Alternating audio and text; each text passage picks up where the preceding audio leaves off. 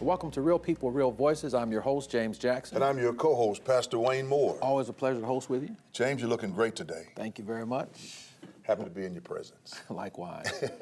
We got a great show today. We do. Talking about a very important issue. Right. That's across the nation. Right. In major metropolitan cities, homicides. Right. Homicides is an issue that is running rampant in all aspects of the country.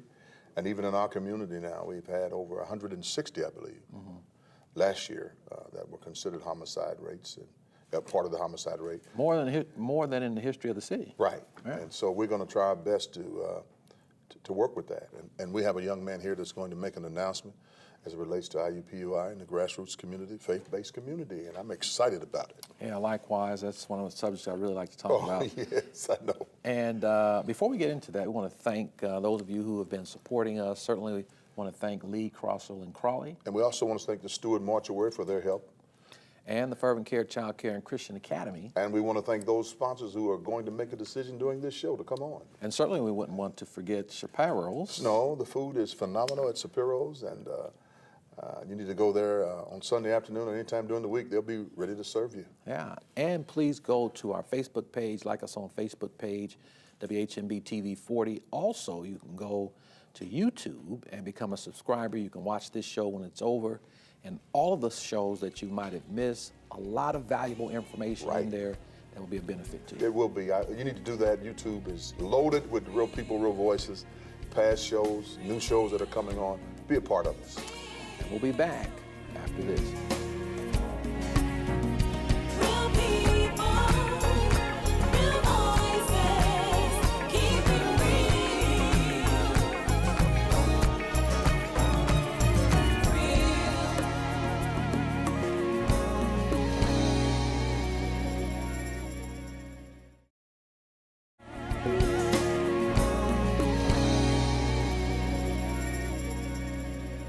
Welcome back to Real People, Real Voices. I'm your host, James Jackson. Co-host Pastor Wayne Moore. And we're joined today by Mr. Richard Bray. Dr. Bray. I call him Dr. Bray. Dr. Bray, all Dr. right. Bray.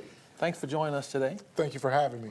You're welcome. And critical conversations about homicide. But before we get into that, kind of tell our listening audience a little bit about yourself. So my name is Richard Bray. I serve as the Community Partnerships Manager at IUPUI, where my role is to engage the community around a variety of issues and concerns that also the university has concerns with. So what we seek to do is to partner with the community holistically in ways to improve the overall quality of life. So we have partnered with concerned clergy, the Baptist Ministerial Alliance, and public officials to have a critical conversation on homicides. Which I'm excited about is that this is the first of 4 critical conversations that we're going to have on the IUPUI campus. So it's a great time in the life of higher education and the community holistically. So kind of take us back a little bit, Dr. Bray. Last week was the first of these conversations. It was great. Yeah. Excellent. All of the presenters, great show, a great turnout. Next steps being developed. But how did you get into pulling this kind of thing together? Well, we began with the idea that IUPUI wants to be more frontward facing and engaged with the community holistically.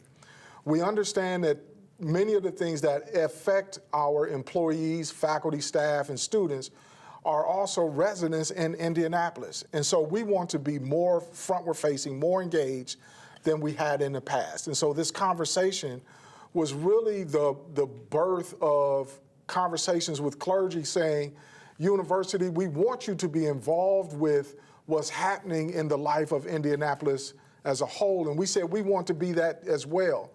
And so what really sparked the conversation was Dr. Molly Rosenberg, who's a professor of public health at IU Bloomington. And she did this study on homicides and the potential years of lost life. And it was determined that young people, potential years of lost life, average about 45 years.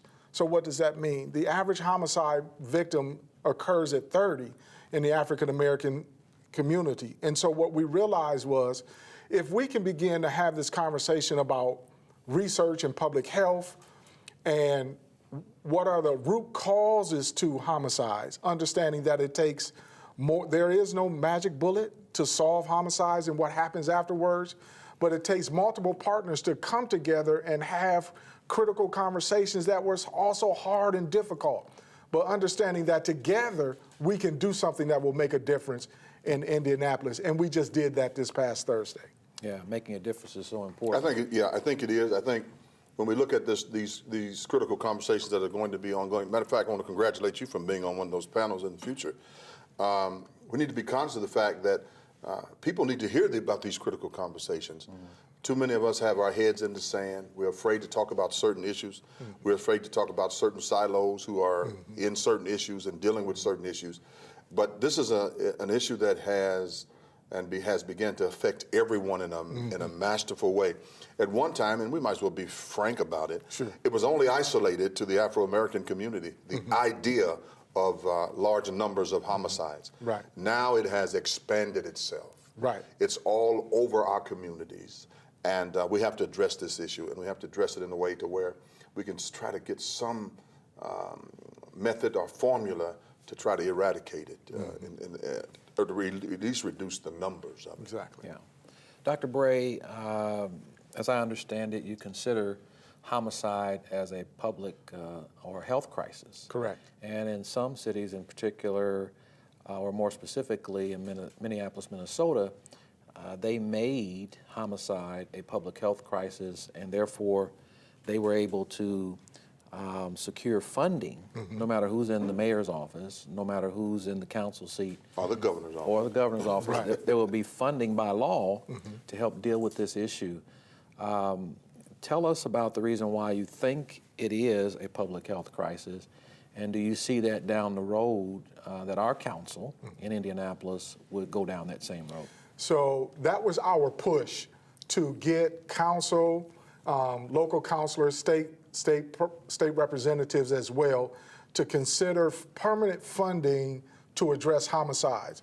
I like to use this illustration around smoking, or let's use heart disease as an example. We know that heart disease inadvertently kills people early in life, but it wasn't until they realized that this could be prevented that research dollars from the federal government began to look at causes of heart disease. So we got into diet, exercise, and some other factors. So what we began to think about was, if heart disease was a primary cause of life, and then that resulted in early deaths, we know that homicides and gun violence is resulting in early deaths. So if we make it a public health crisis and saying that research dollars need to be a part of it, then both from the federal government down to your local entities, then we can begin to do research in multidisciplinary ways to begin to address the root causes and not just the fruit of gun violence, but the causes of gun violence holistically. One of the things that happens nationally is PICO, and they've done this research around methods that work holistically. And so it involves community policing, it involves higher education institutions, it also involves programming on a local level that makes things work and not criminalizing guns. One of the issues that they talked about was, once you begin to reduce the amount of guns in the community, that you do not then continually criminalize the people who had the guns as a way to continue the pipeline to the prison industrial complex. So in other words, if we began to address gun violence and gun reduction holistically, then not criminalize it, and then begin to provide other alternative opportunities for people, then we can begin to see our urban communities begin as part of a revival process. That's difficult, though, making sure resources flow down to the urban community. It seems like it's just so difficult to get resources to come back into the community. I don't know if you agree with that, but it's tremendous. It's amazing how we can sit in places and allocate millions and millions of dollars for other things, but we have problems putting money in the urban area. Well, I think it just comes back down to the public will. Public will matters, public energy matters, And once our communities from our congregations begin to put pressure on our clergy, begin to put pressures on our elected officials, and begin to say that we need this in our communities, no, irregardless of your zip code, because homicide impacts all people. And once it gets into your front door, then you really want something to happen.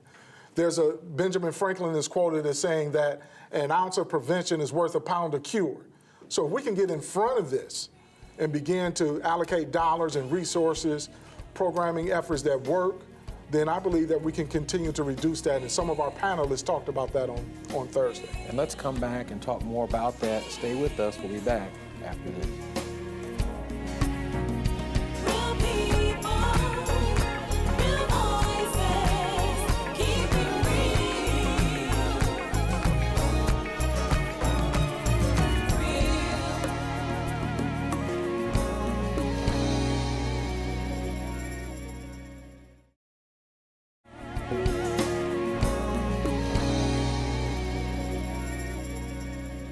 Welcome back to Real People, Real Voices. We're joined today by Dr. Richard Bray. We're talking about homicides and all the different new things. Yeah. I'm excited about IUPUI, and IUPUI, certainly, as you would say, Dr. Moore, should be commended Yeah, they should be commended. for in taking this. the lead on this. Yeah, taking the lead, coming to the grassroots community to make sure that people are aware of the crises that are going on in their community.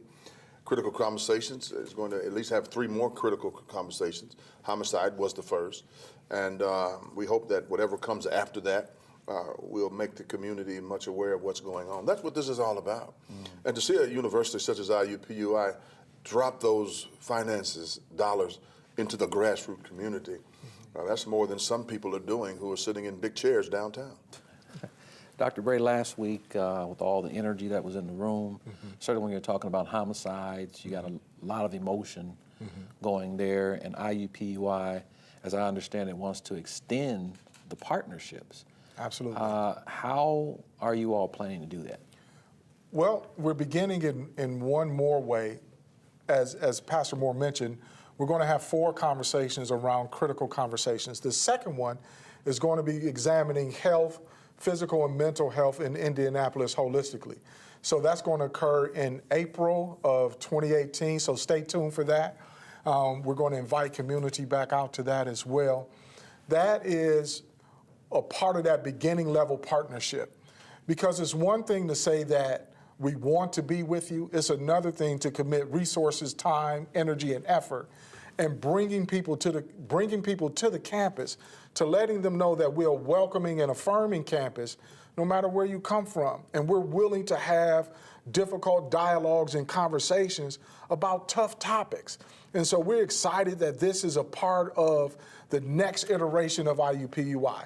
You know, we're turning 50 as a university, so we've been in Indianapolis for 50 years, and so this is, you know, I can't wait to see, I pray that I live to see the next 50 years of what Indianapolis will become and what IUPUI will become as we continue this engagement and entrenchment in the grassroots. Yeah, the chancellor needs to be commended too. I mean, this is a phenomenal reach into the community, and the chancellor is cheerleading this as well. Absolutely, absolutely. And I think we need to be very, very grateful for the chancellor of IUPUI making sure that information is being disseminated throughout the community that will help the community. Yeah. That's phenomenal.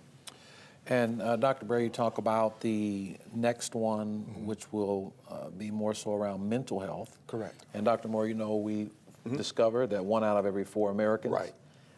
Dealing with some mental health issue, upwards of 80% or more of folks who are incarcerated in Marion County, some mental health issue. People are not getting their medications. Do you see that there might be a possibility that IUPUI could be a place where people could come to, the families could come to talk about, we talked about that healing, to get healed from homicide. How do you see that possibly unfolding? So I see it possibly unfolding in a couple of ways. One, as a research institution, we understand that there's research that undergirds much of our work. And so we want to translate that research into practice. What does that mean? it's one thing to get knowledge in and of itself, but what does that mean in the life of everyday people? And so partnering with other organizations that are on the ground, whether that's through law enforcement, whether that's through concerned clergy or other congregations or other community-based organizations such as Brook Place that offers counseling and holistic health for people, because it's about making connections. We don't hold all of the information, and neither does community, but I believe when we come together, we can make a big difference in the life of people. And you know this, sometimes those things that impact family hurts. One of the things that I believe in is that we need to eliminate the secrecy around mental health. And that we eliminate the stigma around mental health and mental illness and let people know that, yes, it is actually a disease similar to cancer and diabetes and high blood pressure, et cetera.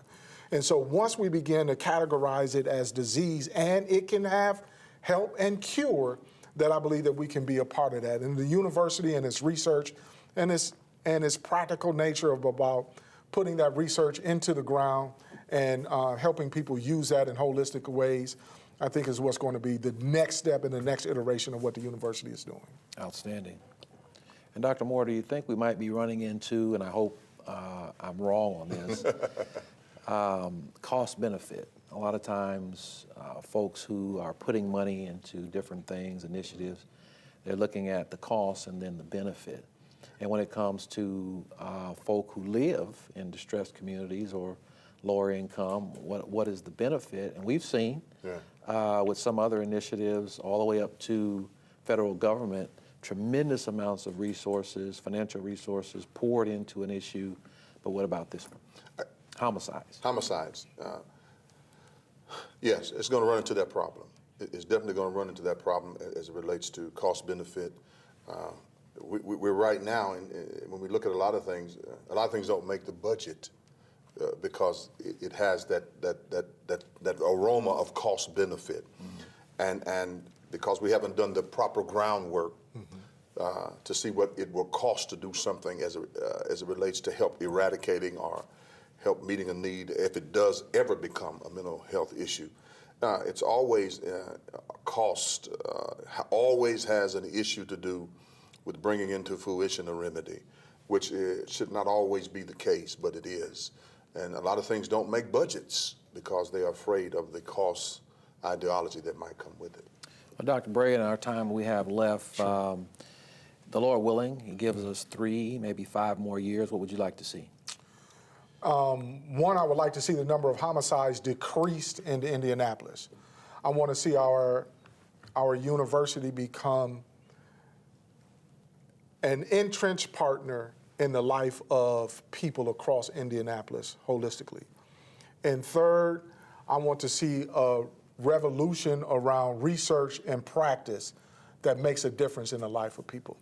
And that no longer does policy dictate what life happens, but the people are empowered to make change. And as people make change, policy will change, and communities will become better in the way that they determine what better means for them.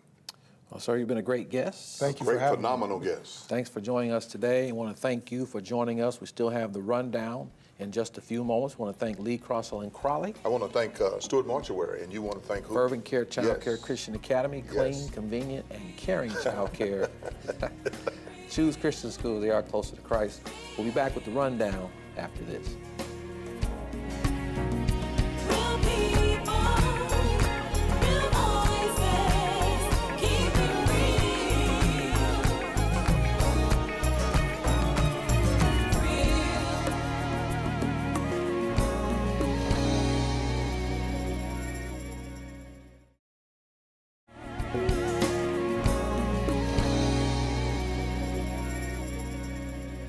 Welcome back to Real People, Real Voices. I'm your host, James Jackson. I'm your co-host, Pastor Wayne Moore. And I'm your executive producer, Faith McKinney. And this is the rundown. We kind of go back and talk about some of the things that we talked about. First, we want to thank Lee Crossell and Crowley. Yes, Stuart Mortuary as well. And Fervent Care Christian Academy.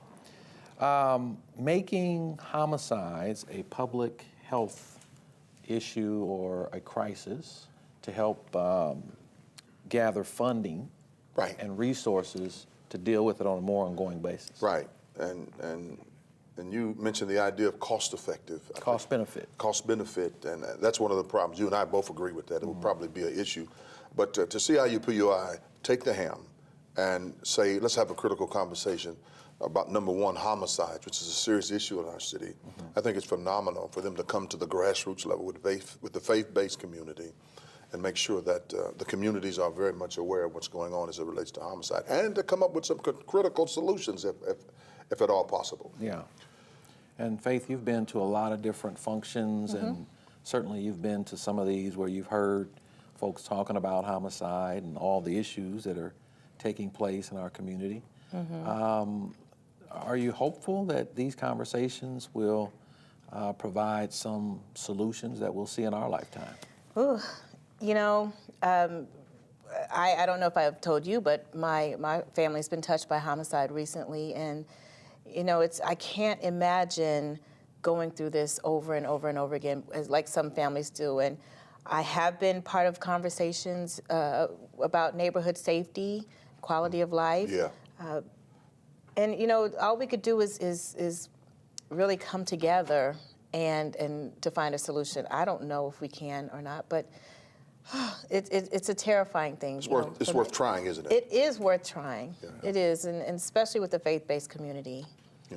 Well, We have to be the leaders. Well, a lot of good things came out of the first of 4 critical conversations Right. Last week. Yeah. And I'm hoping that organizations like the BMA, the Concerned Clergy, and other civic agencies in town and across the state We'll buy into it. would buy into that. Yeah. And push for what everybody said would be the solution. You know, I believe if we don't make it political and see that it's a need that must be met in the community and at the grassroots level, you can get maybe 1 or 2 things done with that. Yeah. I believe you can. If you don't make it political, homicide to me is not a political issue. It's a family issue. It's a quality of life issue. Many of our communities are torn apart by this, and families are torn apart. And we've got to learn how to get to the hearts of people so that this can be eradicated or the numbers can be reduced. Yeah. To where we won't keep rising. We've been rising the last 10 Yeah, years. that's not a good trajectory. No, it's not a good one. And no. both of my sisters, their daughters, babies' fathers, were killed last year. Oh, Yeah. wow. And, you know, we're all being touched by that. And I'm sure many of you all who are watching are dealing with the same thing. So we need everybody. We need everybody as a part of this. And we're going to tell you a little later how you can become a part of it on Facebook through Town Hall. Thank you, and we'll see you next time.